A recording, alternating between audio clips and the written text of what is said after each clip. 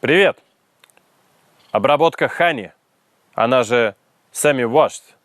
В чем ее особенность? Обработка Honey – это то же самое, что и мытая обработка, только еще проще. В обработке Honey отсутствует элемент удаления клейковины с зерен в пергаментной оболочке. Зерно в пергаментной оболочке не ферментируется, и также оно не проходит через механические устройства по удалению клейковины, так называемые aquapulpers или washers. Honey. Мы взяли ягоду, депульпировали ее, удалили мякоть. У нас остались зерна в пергаментной оболочке, покрытые клейковиной. И мы сразу же переместили их на сушку на африканские кровати. Здесь сушится Honey кофе. Я это прекрасно знаю. Почему? Вот, видите, насколько он клейкий. Это и есть клейковина. Он был депульпирован вчера и выложен на африканские кровати. На нем еще полно клейковины. Смотрите.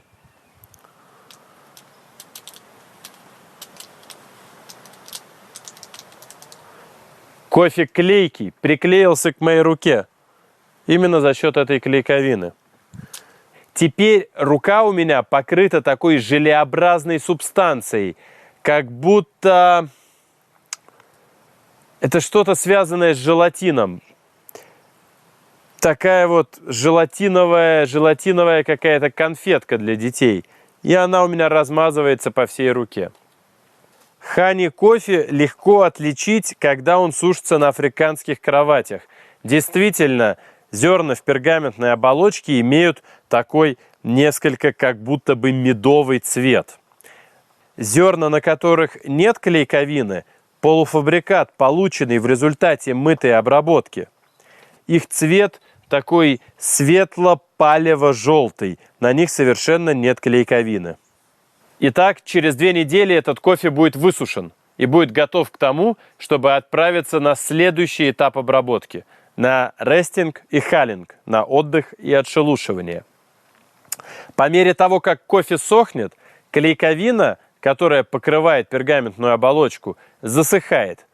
Чем больше клейковины, чем выше содержание сахаров в клейковине и чем интенсивнее солнечный свет и выше температура сушки, тем более темным становится наша пергаментная оболочка и засохшая на ней клейковина. Чем меньше клейковины, чем меньше содержание сахара и чем ниже температура сушки, тем более желтовато-белым будет цвет нашей пергаментной оболочки, а точнее засохшей на ней клейковины. Содержание клейковины в разных разновидностях разное. Например, в разновидности Purpurascens клейковины меньше, чем в разновидности Villosarchi. А в таком виде, как Liberica, клейковины практически нет совсем. Несмотря на то, что пергаментная оболочка покрыта у нас клейковиной, внутри все то же самое. Одно зеленое зерно, которое будет очищено от пергаментной оболочки через 6-8 месяцев после завершения сушки здесь, на африканских кроватях. Обязательно посмотрите наши ролики и о других способах обработки. Например, в ролике про мытую обработку я объясняю, в чем преимущество африканских кроватей над бетонными патио. До встречи!